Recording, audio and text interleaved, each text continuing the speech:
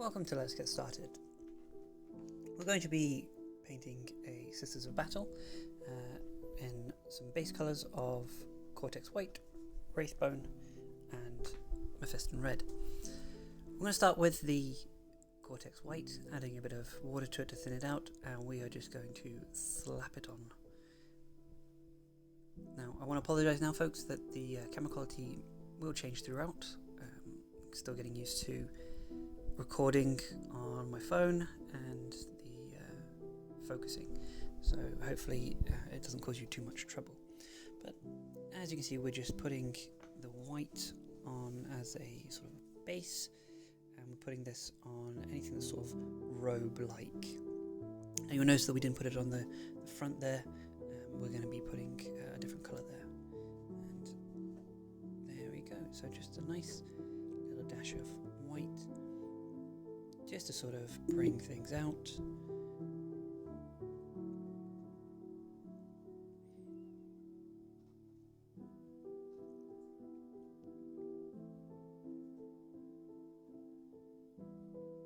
There we go, and that starts to look really good. It's always interesting painting in white because we have the base coat of the priming coat, sorry, of the Citadel black and the white, and you're probably thinking, well, surely just spray paint the thing in white and then paint the sections that you want to, and it'll come up a bit brighter. And you're probably right; it might come up really nice that way. This is our Wraithbone here, and we're going to use this for the armor. But yeah, just a nice little start basic, so we can just get it sort of ready for the tabletop. Now I've put a bit too much on the legs at the moment, so I'm using another brush to sort of take from the legs, thin it down a bit, and just spread it around. And rather than take from the palette itself, I'm just taking from the brush that we used first to sort of pick up some extra paint. Why let it go to waste? The whole sort of colour scheme for this is very whitey, bony sort of colour with some pops of red, and you'll see those when we add them in shortly. So we're just going to touch up the armour here and make sure we get those shoulder pads using a nice detail brush. It doesn't have to be too smart, too perfect or anything like that, just some semblance of colour really.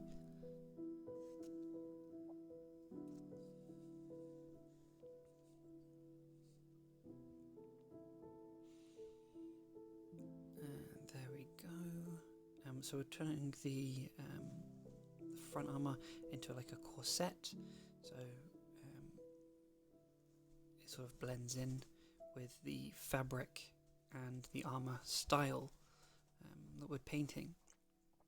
Now this isn't an official paint scheme or certainly do it. This is just something that I wanted to do. This is my colour representation and colour scheme chosen.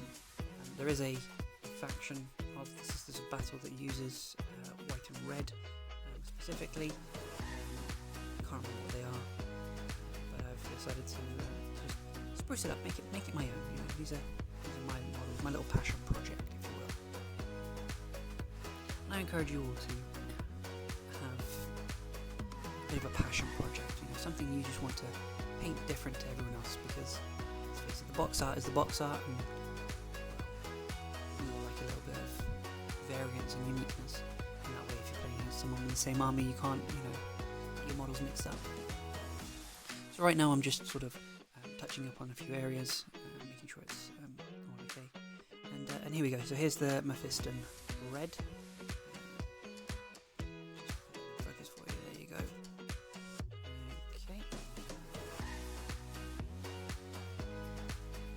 And this is what I said about splashing on that colour. Look at that vibrancy.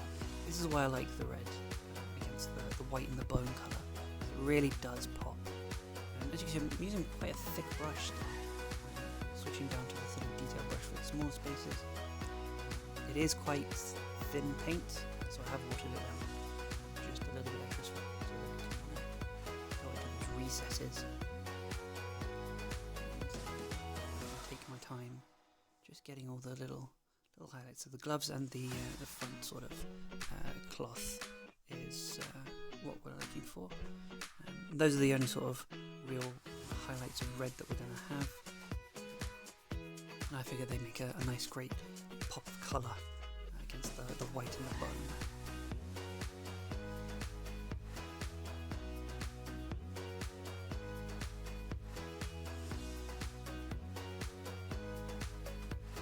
Now the thing with the red, folks, is you've got to be a little bit careful when it comes to putting it on, because it does transfer over to the other colours rather easily.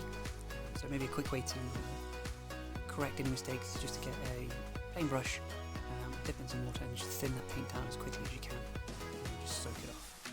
It'll be easier to go over. Now I've sort of changed the angle here, the zoom ratio, so apologies if it comes out a little bit too unfocused.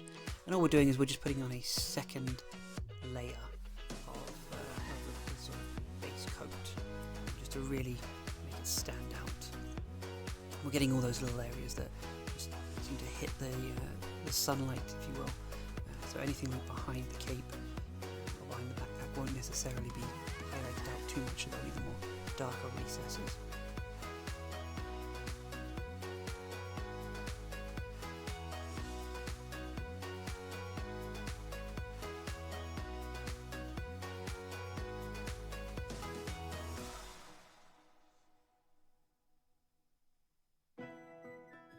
So we're just going to thin that down a little bit, and do the same with the wraith bone. So get it all covered in that second layer. 2 thin coats is always enough for the colour schemes you want. I find that with the red, 1 is perfectly enough, but I do go over it with a second just to sort of touch up on a few areas that we've missed, and sort of highlight a little bit. And there you have it. We're using a bit of a Grim Black speed paint for this, so this is the Army Speed Painter Grim Black colour, just to sort of fill in the weapons, just get it into those recesses, just a nice basic colour. We can highlight later if we want to, or just leave it as such, ready for the tabletop. Remember folks, it doesn't need to be perfect, doesn't need to be super fancy, just needs to be what you want it to be. Just touch in there, get around there, and then we'll get the chainsword. Yep, there we go. The great thing about the speed paint is that it really just flows into where you want it to. Although you do have to be very careful, because if you've got too much on your brush, it can overflow and mix into other areas that you don't want it to. And we'll kind of see this a little bit later on when we look at the brown. End up accidentally mixing it in with the white. So we're just going to do the face now. This is the Cadian flesh and the wraith bone as well, I think. So just to sort of lighten it up, and then we're going to do some hair, which is it's yellow and a bit of grey, just to make sure we get the nice sort of natural consistency. Now don't worry, they're not all going to be blonde, just going to have a variation of hair colours. I just wanted to use this one to try it out, see what it would come out as. And unfortunately the camera focus hasn't really shown that much, but you'll see it towards the end where it really does get picked up.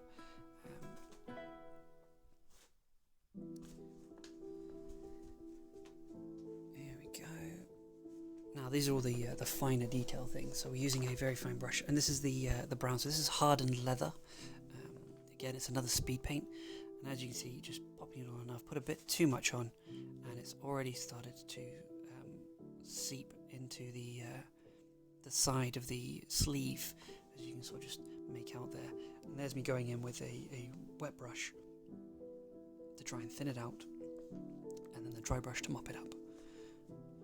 And then don't worry, we'll tidy that up afterwards. Okay. So this is the leather brown for the bolt pistol satchel and the leather straps. Just a nice change of colour, a few minor details to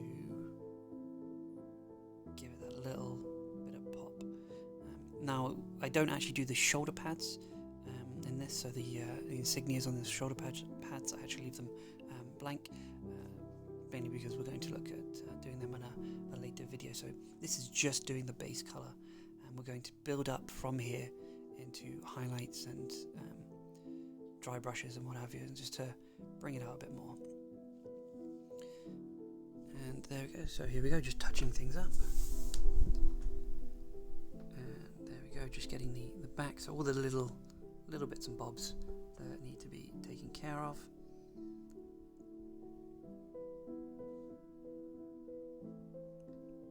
And that's looking pretty good, if I do say so myself.